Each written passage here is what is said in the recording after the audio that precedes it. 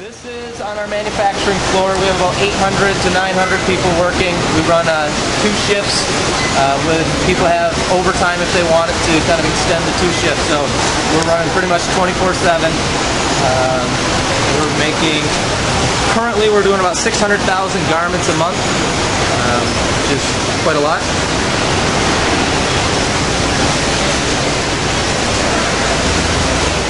So the green jacket that they're doing down here is one of the biggest pieces that we put out,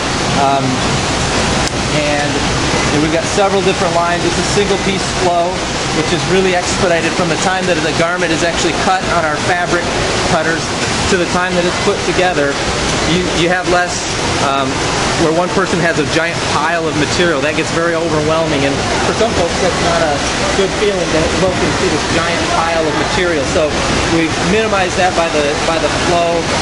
The work floor is very flexible, so today lines are set up this way.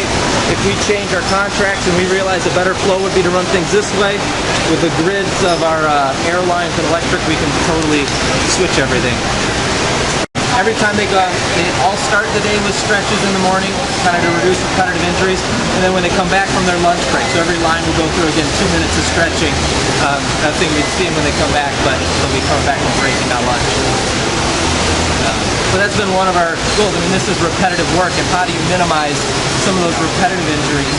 And a lot of it is, they come in with, some degenerative arthritis and degenerative joint issues.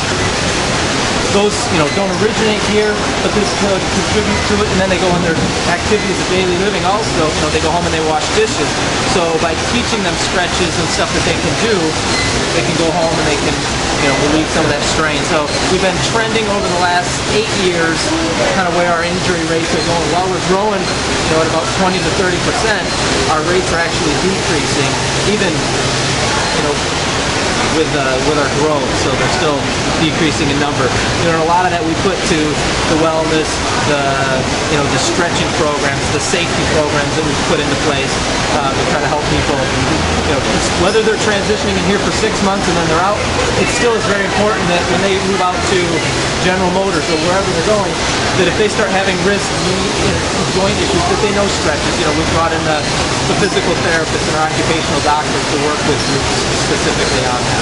Since we've moved into the building, our attendants and our people who've been late, we used to have to struggle to get people into work on time.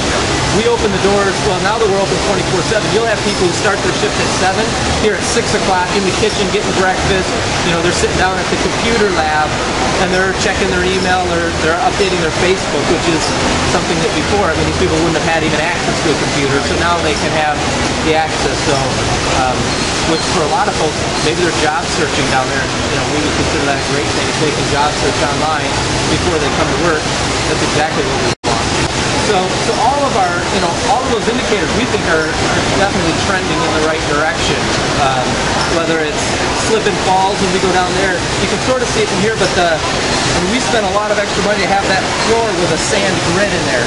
So we didn't have it up here because there's no water. You would think that by the time somebody tracks in, even in the winter, there's not going to be the water on the floor. But down there we wanted to make sure that, because this material, it can become very slick if you get the threads on the floor. So, some of those initial investments have definitely paid off by reducing our workers' comp and slips and falls, and just, and people see that we do care, that we're not just saying, be careful, we don't want you to slip and fall, and we're actually investing in it. We have an ice melt system in our sidewalks all the way up to the road where the bus drops off. So if somebody gets dropped off, even in the dead of winter,